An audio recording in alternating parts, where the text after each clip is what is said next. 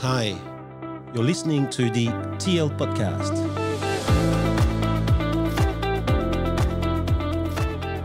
My name is Thomas Hoang, and I am interviewing someone who seems ordinary, but who is achieving extraordinary things. That is the quest of this interview.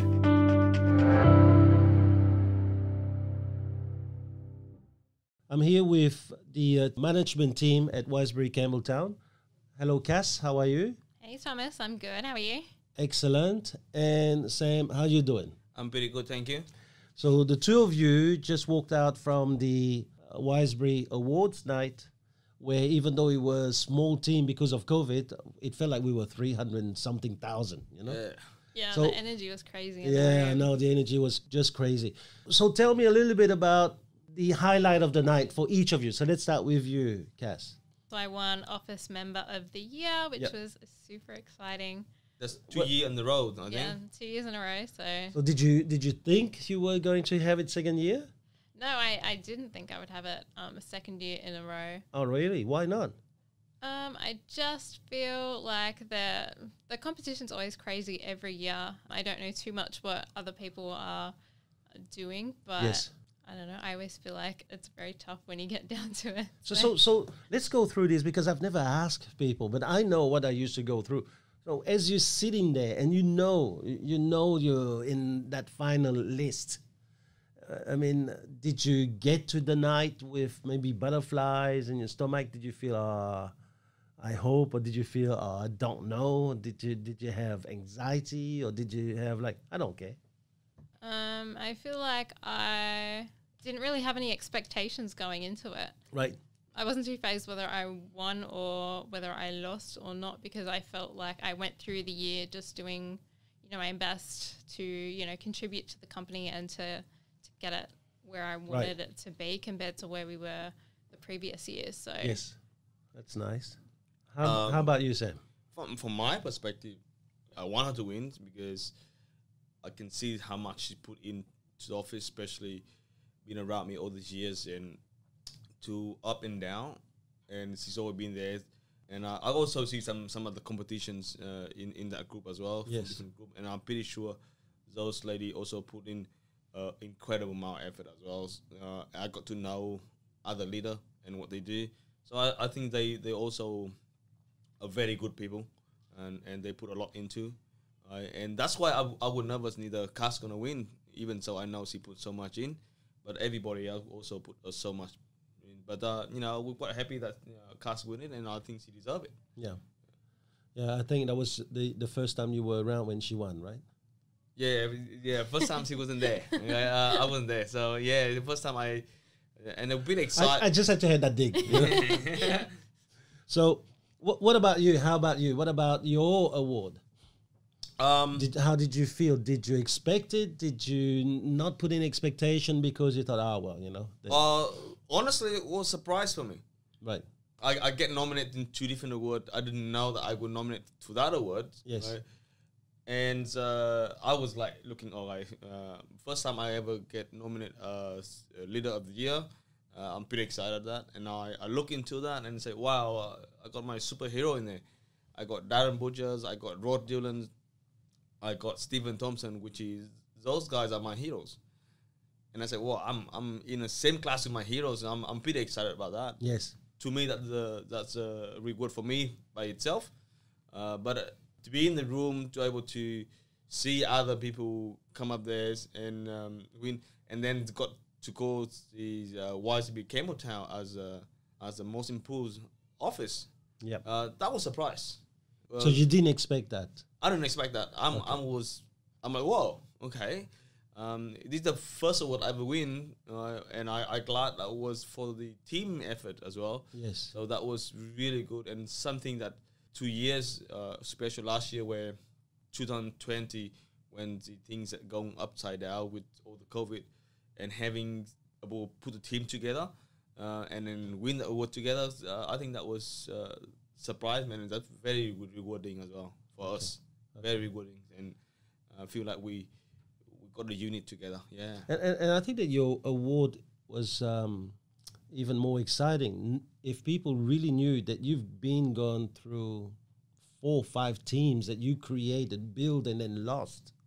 So I think that this is the first year that you really built the team and somehow held on to. What do you think was the main factor to that? I would say definitely having a good sailboat, and Cass winning 2 years on the row for a reason. Since I got my daughter and wife taking the step away from the office, where Cass had to step in as the partner in the office and keep up with all the things else. And such a good sailboat, we're going to enormous of reflect and sail back on what we do together. And associate, I would say this year, the reason why we achieved that was a major association with other leader. Okay? And I mentioned before, Megan Green, throughout the COVID with all those procedures, manuals, and what we had to do. Cass in office as people who keep us how accountable. We never stopped a single day in COVID. Was basically at work every day. At work every day. Yeah, at work every day. Like when most people thought that it was fantastic to stay home, you still kept the team going. Yeah, we was in the office every day. Cass at the front, I'm at the back. We social distancing. Yeah, but we in there. The team from head office doing Zoom training that also really good, and we apply that to the team. So we'll keep a team throughout the tough time. We get communication. We do a lot of training to the Zoom. Even so, at that time, I got a very new team. They literally this first day, first week, or second week in real estate. So we do the best we can. We just focus on training at that time, and just keep everybody's positive. But I wasn't able to do that with the support in the office and also the support from other leader in the network as well. So that I would have to say is this key association within the leader, but also association within the team to keep that going. So instead of social distancing, we actually bring this a lot more often, a lot closer. Right. Yeah. All right, I'm going to go to you, Cass. What do you think? Because to win a most improved office of the year, you have to have almost most improved leader. You have to have almost most improved support department. You have to have almost most improved sales team, most improved property management department. So what do you think has been the key factors in your team winning it this year? I feel like we did put more heart into the team. Not that we would spend more time together, but we went through COVID together, so it brought everyone closer. I think the team really felt that we still kept in touch with them throughout COVID. We would still hold training. Everyone was still in the same WhatsApp group. It wasn't that anyone was alone during COVID. It was you still had the team there. You still got to see everyone when we would do our Zoom meetings. And I feel like that really had an impact on everyone, because even though they were new team members, everyone was still together in a sort of way. It wasn't that everyone just got sent home, everyone needs to social distance, stay in your house, stay apart. It was that everyone at work was still there for you. And you got to talk to other team members about, how you were going at home, what your situation was like. And we really got to understand that point of view from the team, where they were coming from. So, what about in regards to the leader? Because he's a leader who, for the last few years, would build a team to a certain level, and then somehow will stumble and lose a few. And mind you, in early 2020, he had started a good nucleus, but then the chap had to leave because he was on different visa. So beside that kind of experience, did you see a transition, and in what ways did you see a transition from the old Sam Nguyen to a totally new, rebranded Sam Nguyen? I think Sam became less transactional. Previously, it was him trying to build a team and then just seeing them as, people that would go to work. Right. And they're obviously there to run the business. They're there to make you money.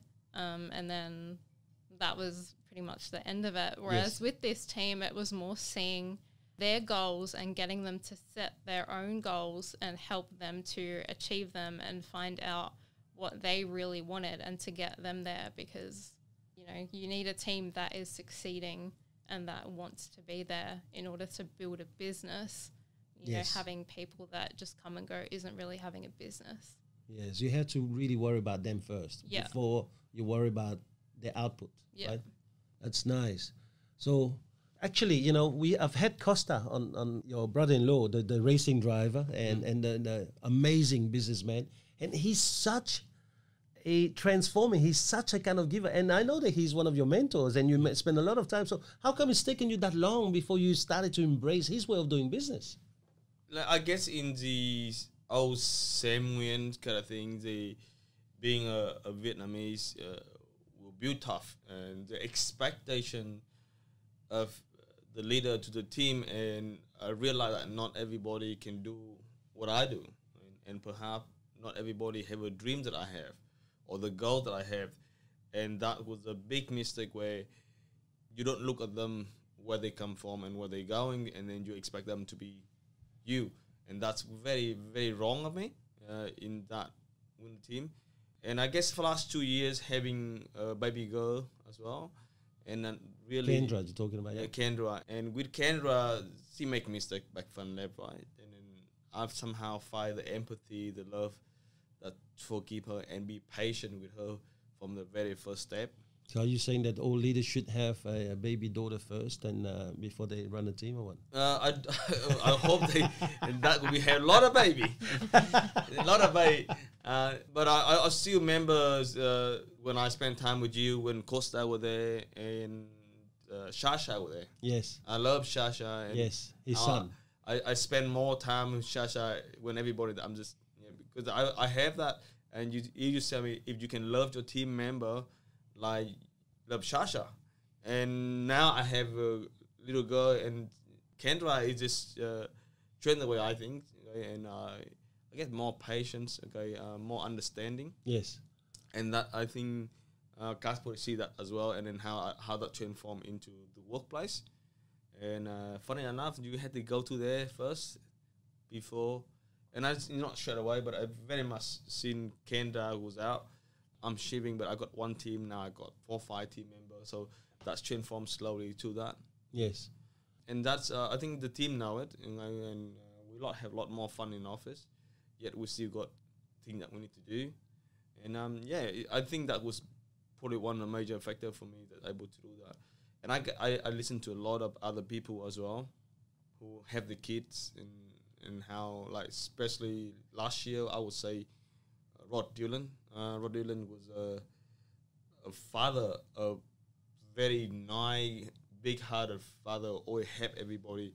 So I pick a lot from Rod Dillon. I still call him every now and then and said, you certainly, I don't understand who you really are until I got my own daughter and I realized how much you have to go through to have your daughter. And I respect him so much for he's as a person. And I tried to learn from him much as I could. I think Costa is the same. He loved his kids the way he loved Celine and Nico as well.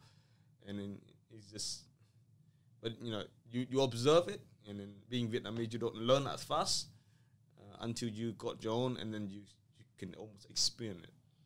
And yet, in one of the conversation, I remember, I said, I've seen you, Sam, the way you are around Shasha is just crazy. And I said to you, when you're going to be a father, I know already you're going to be an incredible one. I just wish, as I said to you a few years ago, I just wish you love your team members the way you love Shasha. Yeah, you did say that. But how come it's taken that long? I mean, you have Cass around. I'm sure, Cass, you've had sessions where you probably, I still remember one of those sessions, 3-4 years ago, maybe in the Hunter Valley, where we had to have that kind of heart-to-heart talk about, you need to be nicer to your team members, right? Yeah. So is it possible for someone to go through all of that for so many years not seeing it and then suddenly have a child and then click? Or do you see it as something he's been doing gradually and he's been doing over the years through maybe hard time? I'm sure many times you've probably gone home thinking, who the hell is this Terminator we have in our office? I think there was definitely a change when he had Kendra. I think that changed the way that he saw people, because he realized that you need to keep growing your people. You need to keep growing yourself. You can't just decide to throw them away and then get a new one, because when you have a child, you don't get that choice. Yes, yes. I think that really did change the way that he viewed people. Let's go now to the sales team, or the team, even property management, because most improved office means that, you know, those two aspects are also there. What is the culture that you would say you're really trying to teach your team? What is the culture you're trying to put into them? I definitely now, for last 12 months to more than 20 months, I would say, I think the care factor coming in enormous in a team, not within the team member, but extended to the family member of the team. So I go beyond that now, not just a team, not why they have the difficulty to meet up the tasks at works, right? Why they got challenged when they couldn't do certain things. Right? Neither that was skill, mindset, or self.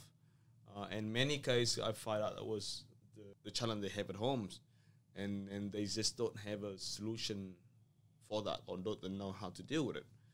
And once you go beyond that, when Sam Nguyen would say, well, you didn't do your number, I'll see you later. So it's a very transition perspective where when I have a cast in here and we would do a meeting like this, I would sit down with her and said, this is a team member. And she was performing, and now she's not performing. You know, do you know anything? Do you know what happens? Okay, so Cass being ladies, she start going out, have lunch with them, and this thing that they will communicate with Cass that I didn't know about. And 1 week 5, they got a challenge at home, and we try to do the best we can to help them with that instead of point the fingers. So I think the care factors in there, and then we can see that. Now we can see that actually happened within the team. So one team members care for other team member when they're not around, and the challenge at home they share within the team, and it's almost bring a team together like a unit. Yes, we joke together in office. We got work to do. We got our personal challenge in life, but yet it's quite a safe place to communicate to each other about our problem at home. So I think that's really good. And then where the manager and leader is the one who they can come up to and say, I have this problem at home. Yeah. So I think that we create that culture where it's safe to come around and say, hey, I got problems. Right? Now, you have in your team 2 team members that were brand new, and in their first full quarter, they did one 62,000 and one 65,000. And in this quarter, from the last visit into your office, one of them is, I think, on target to do $150,000 for the quarter. Yeah. How come? I mean, most leaders out there are probably thinking, well, you know, it's going to take a little while before people start flying, and we're going to have to take it easy. How come you have performers who straight away, as they leave the blocks, are immediately bringing home commission? Are you doing anything different? Because you've had people before, and you've probably seen in some of those offices. What is the difference between the Sam and Cass now running this kind of show that gets people straight away to be performers? I guess last year, before the team in there, me and Cass sit down that we decided that we had to be focused and we sit down and find out what problem we have. And in Kickstart, okay, we write down, okay.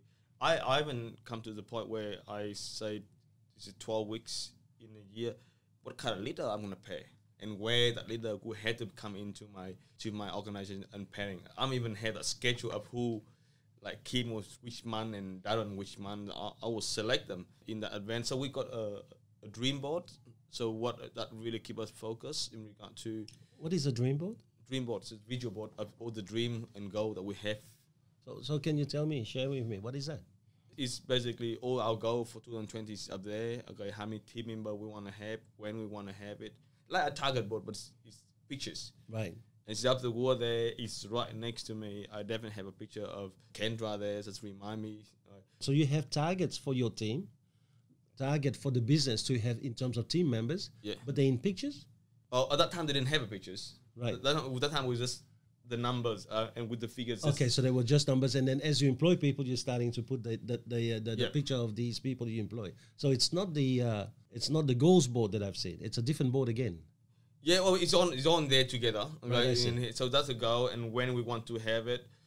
And Cass was incredible on organization. So every week we see that, okay, where we on target, what numbers. He's remind me this week we need many listing, we need sales, right? And who doing that, who doing what. So every week we've got this very strong routine that we sit down and talk about that. Okay? So, and Cass was remind every second that, hey, you need to get more number of this, number of that. So she keep on track of the number, and we just go and do it. We also have a keep track of number of interview, number of recruitment we have, and what the ratio we have on the recruitments and how often we have that. And then we just build recruitment as if we prospect for clients. Yeah. Right? So that's one reason why we got a team, because we actually build it. We have a criteria of what the team member have to have in terms of personality. So very clear goals at the beginning of the year. And then we hold each other accountable for that, and then we just look at that every week, come back to it and say, hey, how's the market going, where the leasing at, where the rental at, you know. And we learned it from Darren with Megan, how they work together as a unit, right? And yeah, that's very early beginning of the year. That's when I'm team up with Megan, and I learned from that, and I'm putting practice straight away. Yeah. So they are incredible leader and manager in our network that you can learn from, and you just have to pay attention on what they're good at. Yeah. But I'm going back now to those two salespeople. Maybe Cass, you can also get involved in here. Why is it that your people in their first full quarter will do 62, 65,000? I feel like we helped them to set their targets. It just came down to finding out what they actually wanted that amount for. So they would say, oh, I want whatever target amount they wanted. So if they both wanted 60 grand, it would be, well, why do you want that 60 grand? What's that going to do for you when you get that amount? Do you just want to go shopping, or do you want that so that you can pay for your wedding? Do you want that for your dream car? What do you actually want that amount for? And I feel like that's what really drove them, because they would put the photo of that dream on their board. So each team member has their own board at their desk, and that has photos of their family, photos of their kids, and then photos of their dreams as well. So if they wanted a car, or they wanted a house, or whatever it is that they want, that's on there. And then I feel like that's what really pushes them, because they can see it in front of them. And then when we enter their sales into Wiseberry Online, they can see that figure come up as well. So a lot of people are going to say, hold on, you have people's goals on their board? I mean, this is workplace. You know, they should know what they should do to get the 60,000. I'm not interested in knowing what they're aiming for. I just want to know what they're going to do. What do you say to that? When you're spending so much of your life at work, you spend that time away from your family to build that life for them. So I feel like integrating that into their workplace is really what drives them. Yeah.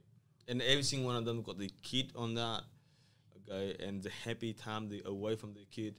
And we go to the point, we go to Kmart, we print the pictures together, I print mine, they print them and put up there. And it just bring them feel like that they not turn up to work for us, but they got something bigger than just achieve that target. Yeah. Yes, we still got every week, without a doubt, every single one-on-one. Could say, okay, where the number at? Okay, what we had to do this week to make sure that we get to target. So, like basically, every week we rewrite goal very quickly. Rewrite the goals again to make sure the number adjust according to the quarter. And when they get there, and they're pretty happy. Yeah. I know that your team's very regimented. Yeah. Like every day. Routine. Yeah, they have the same. Yeah, they have the same routine. Everyone that comes to the office, 8:45? They have 15 minutes with you, and then they have to go and door knock. Correct. Right? And they are not allowed to come back into the office until they have door knocked 50 people. Is that correct? Correct. So in the mornings, we believe on routine and disciplines in the morning, instead of going why. So in the morning they come in. We got a chart called forecast chart and result chart. So everybody come in there and Cass is one on it. And then if they not forecast fast enough, and say, what happened with your forecast? So we forecast first thing in the morning. So set their mind correctly, go like what they need to achieve to get their goal. Yep. And then hold them accountable for the number before they, because sell people, they like to do other things very quickly. Yes. And we just make sure they don't do that. Okay, make sure that they hold accountable for that. And once we give up a couple of weeks, months, they become a routine, and everybody just expect that's where you go. So this is go with. Most important for them is Kelly especially, and once you stick a routine, the result comes probably about 2 weeks to 14 days after the routine's in place. So one, and I record them down and say, see, that you do here, 2 weeks later, this is what happened, listing, and that listing will lead into so-and-so. I like that. Because a lot of salespeople, they want to do something today to get the results today. Yeah. Yep. And you have create some kind of culture that it will happen in 14 days. Yeah. And that's a very, very, there's no more instant gratification. It's an amazing piece of culture, you know? Yeah.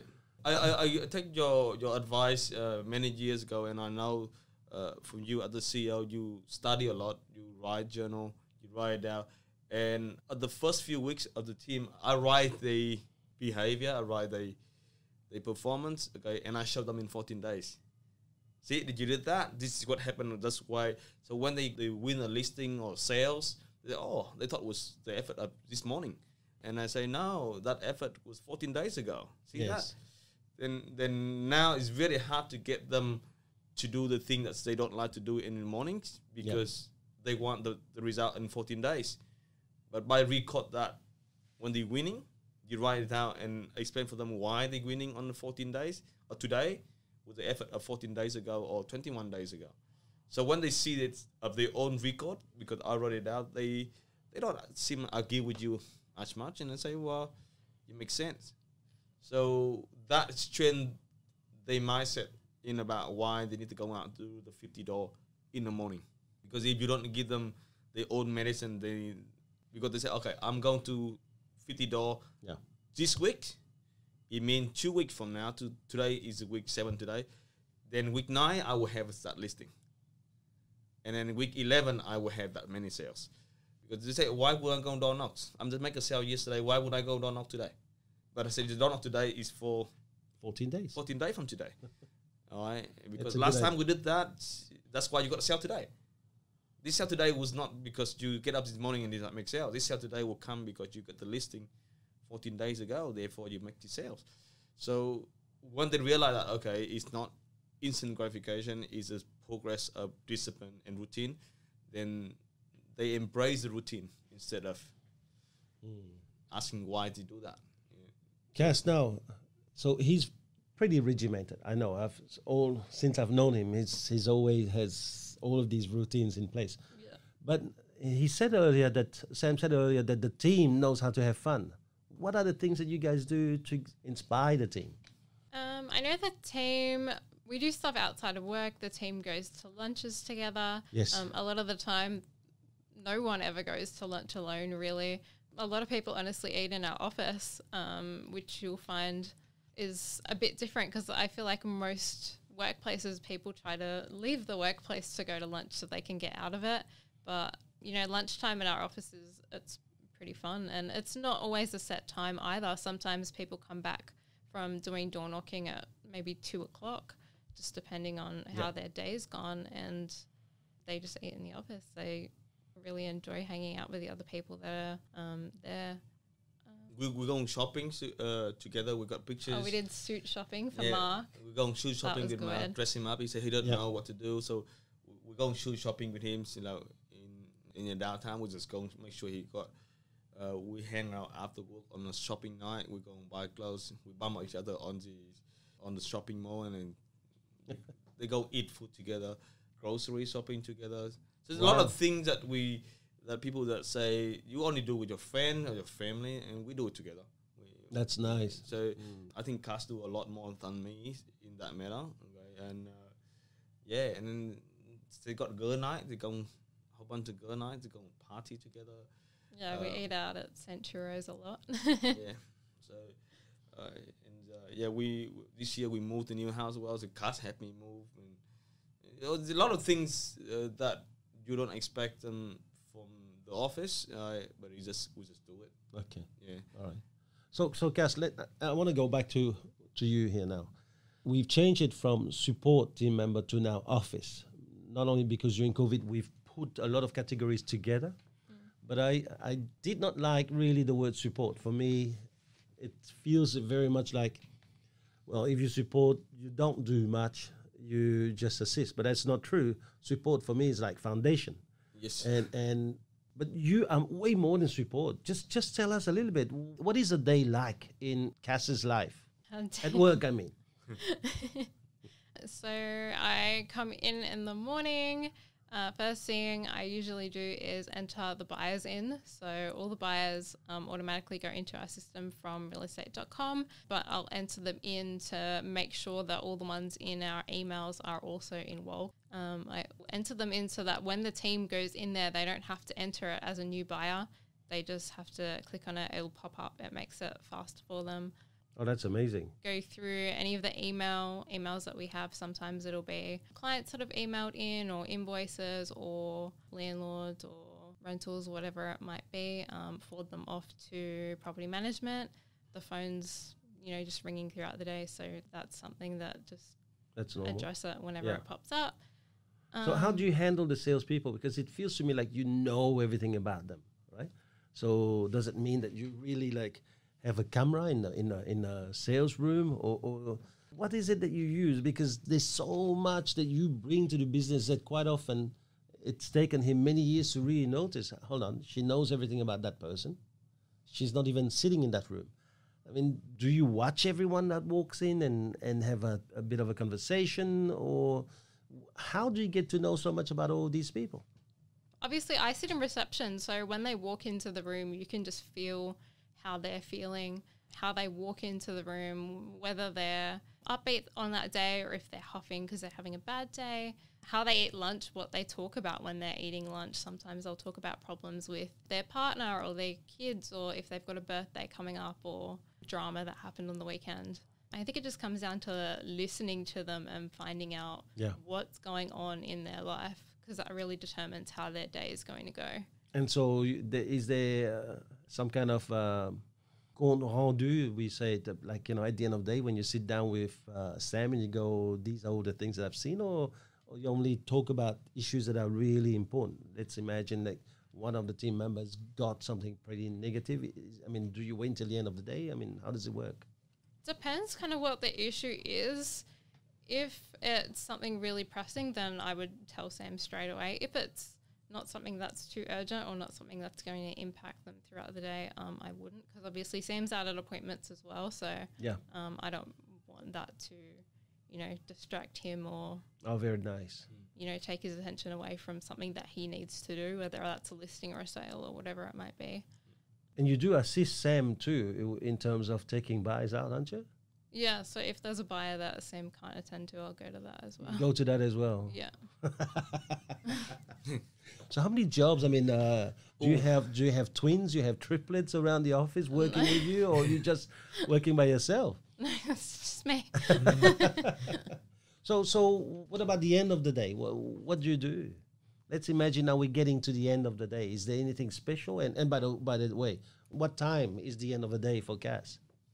End of the day, I would say a usual end of the day is probably about 6:30 or so. Right now I just moved, so I'm trying to finish closer to 5 until I get used to traffic and moving my pets in and all that kind of thing. Yes. But I think that will probably revert back to about 6:30 or so. And then if there's anything... Bought yourself a house? I moved in with my partner. Oh, I see. Okay, and that's nice. Congratulations. Thank you. Usually end of the day, I just need to make sure that everything that needs to be addressed that day is done, because I don't want, any clients to come back and feel like their needs haven't been addressed or that something hasn't been done for them. So that is really why we work for this company, to go that a little bit extra. So what if Sam's not around? Because I know he's pretty busy with appointments, and you have some issues, and it's the end of the day. I would just stay back and fix them up. Right. I've been back at the office pretty late, so I have no issue with staying back. Right. If What's it the needs to get latest you done. ever stayed back? Oh, I feel like we've been there like 9, 10 o'clock. Wow. And I've been there pretty late. Wow, that's amazing. I mean, people don't realize that you know, people who win awards, they're not just lucky. They're the ones who actually go beyond duties, right? They the ones that understand that first you have to do the things you have to do first, and then you do the things you want to do afterwards. Yeah. Yeah. And a lot of times people say, oh, well, you know, Cass now 3 in a row, happy or lucky, or probably, you know, she's been handpicked or the chosen one. But people very rarely see what's happening in the background, the long hours that you put in, and also the honesty. Like I understand here on this podcast, you're feeling to say like 5 because it's reality now, and you almost feel like I'm going to be lying if I say I go home roughly around 6, 7 o'clock at night. And that's the not only the humility but the transparency that is about you. But also, I look at you, and when you say the 9, 10 o'clock, I know it's not a once-off. It does happen quite a fair amount. And that's a beauty of understanding the winners. That's why they win in the end, you know? They pay the price. They pay the dues in advance without a guarantee, right? Yeah, definitely. So what about this year? Where are we going? We'll definitely increase the size of the teams, that's for sure. And we understand this year for us in the kickstart, definitely the figure.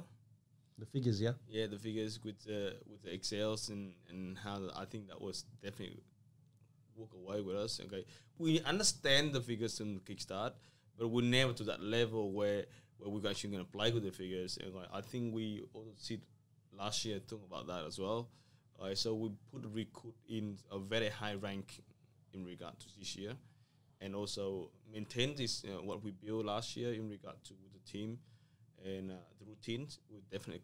Yeah, you love routines. But I love recruiting. Remember how many times I said to you, Sam, not until you have 4. Keep going, right? Because I think that one of the mistakes you had over the past few years was you got shy with recruiting because you kept on losing them. And when you got shy, you start thinking, hold on, maybe I should have one first and then make him really run. And when I have him run, I'll try my luck with another one.